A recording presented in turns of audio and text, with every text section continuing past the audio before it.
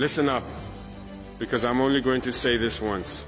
My name is Ibrahim Traore, President of Burkina Faso, and I'm here to tell you something that's been burning in my heart and in the hearts of millions across Africa. We are done staying silent. We are done bowing down. We are done letting foreign powers treat our continent like their playground. A few days ago, a message came out. Words they say came from Benjamin Netanyahu, the Prime Minister of Israel. They claim he warned African leaders to stay in line or face consequences. Whether he said it or not, I don't care. The message was loud and it was clear. Some people still think they can threaten us, scare us and control us. Well, I've got a message of my own and I'm speaking it loud and clear, not just to Netanyahu, but to anyone who thinks Africa is theirs to bully. We are not your colony. We are not your pawns. We are sovereign and we will fight for our freedom with everything we've got. Let me take you back to that moment in Ouagadougou, our capital. I stood in front of cameras, journalists, and my people. The room was packed, and you could feel the tension in the air. Everyone was waiting to see what I'd say. I didn't have a script. I didn't need one. When you're speaking the truth, the words come straight from the heart. I looked into the camera, and I spoke directly to Netanyahu. I said, we are no longer colonies. We are sovereign nations. If any foreign leader thinks they can threaten Africa into submission, they are gravely mistaken. The room went quiet. You could hear the weight of those words settle over everyone. But I wasn't done. I leaned forward and said, let me make this crystal clear to you, Mr. Netanyahu. Burkina Faso does not answer to Tel Aviv. We don't answer to Washington. We don't answer to any force that thinks it can buy us or bomb us into doing what they want. I meant every word. This wasn't just about Israel. This was about every nation that's ever tried to control Africa, exploit our resources or silence our people. I ended with a warning. If you come for one of us, you come for all of us. Africa is not yours to threaten. You might be wondering why I chose to speak out like that. Why not stay quiet like so many leaders before me? Why not send a polite letter or make a phone call behind closed doors? Because that's not who I am. That's not what Burkina Faso stands for anymore. And that's not what Africa needs. For too long, our continent has been treated like a place where powerful countries can do whatever they want. They've taken our gold, our diamonds, our oil. They've drawn lines on our maps, split our people apart, and told us how to live. Even after we fought for independence, they kept meddling, using money, threats, or soldiers to keep us in line. I'm done with that. My people are done with that. Africa is done with that. When I heard about Netanyahu's so-called warning, it wasn't just an insult to me or Burkina Faso. It was an insult to every African who's ever dreamed of a free, proud, and united continent. I couldn't stay silent. Silence is what they expect from us. They expect us to be afraid, to bow our heads, to say, yes, sir. But I'm not that kind of leader. I'm here to fight for my people, for our dignity and for our future. And I know I'm not alone. After I spoke, something incredible happened. My words didn't just stay in that room in Ouagadougou. They spread like wildfire. People started sharing the video of my speech on X, Telegram, WhatsApp, everywhere. Within hours, millions of people had seen it. Not just in Burkina Faso, but across Africa and beyond. Young people in Mali, farmers in Niger, students in Guinea, activists in South Africa. They all heard my voice and they felt it. They weren't just listening to me, they were hearing their own hopes, their own anger, their own dreams. In Mali, my brother Colonel Assimi Goïta shared the clip on social media. In Guinea, Mamadi Doumbouya stood up and said he's with me. Across Telegram groups, people started using hashtags like Africa will not bow and we stand with Traore. Those words weren't just slogans, they were a battle cry. They were a sign that Africa is waking up. We're not just a bunch of countries anymore. We're a family.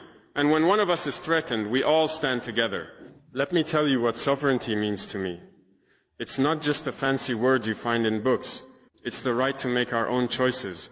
It's the right to say who comes into our land, who takes our resources, and who we work with. It's the right to stand tall and say, this is our home, and we decide what happens here. For too long, foreign powers have treated Africa like a chessboard.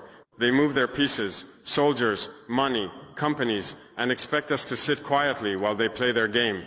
Not anymore. In Burkina Faso, we're taking back control.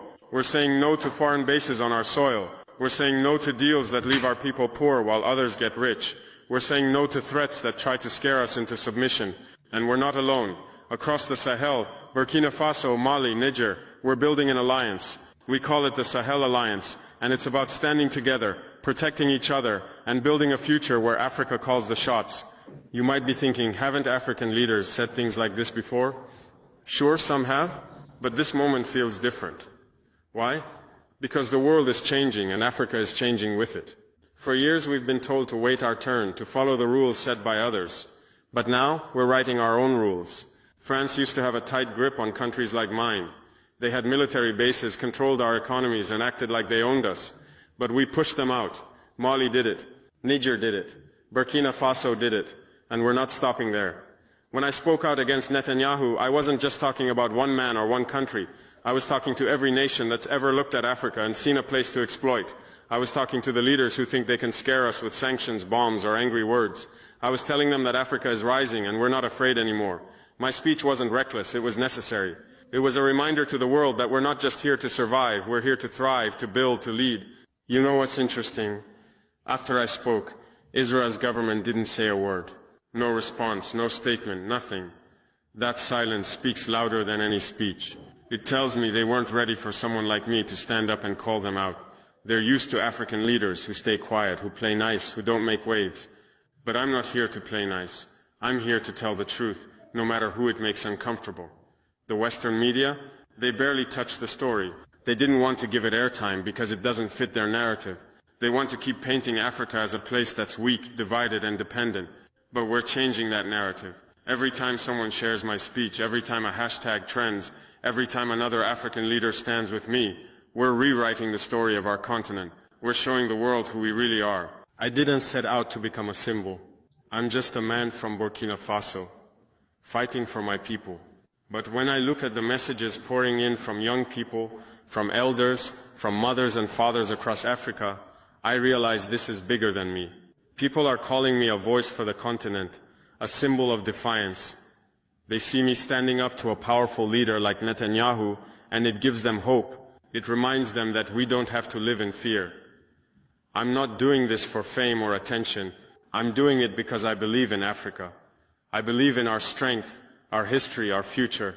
I believe in the dreams of our ancestors who fought for freedom. I believe in the young people who are ready to build a new Africa, one where we don't beg for scraps, but sit at the table as equals.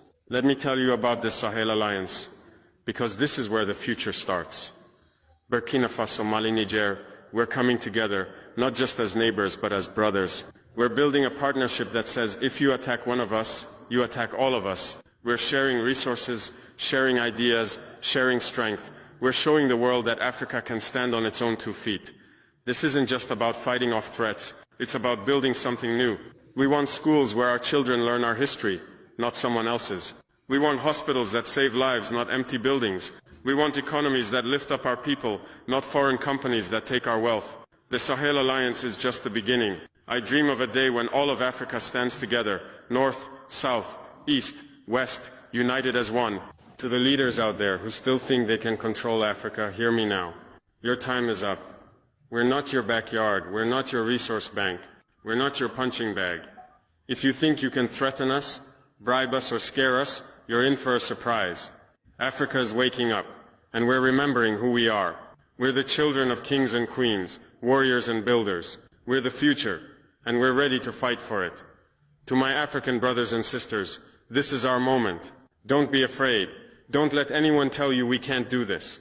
Share this message. Stand up in your communities. Demand your rights. Support leaders who fight for you, not for foreign interests. Together, we can build an Africa that's strong, proud, and free. Some people might say my words were too bold, too risky. They might say I'm picking a fight we can't win. To them I say, staying silent is the real risk. Letting others walk all over us is the real danger. I spoke out because I believe in my people. I believe in our right to live free, to make our own choices, to shape our own future. If that makes some people uncomfortable, so be it. I'm not here to make friends with those who disrespect us. I'm here to fight for what's right.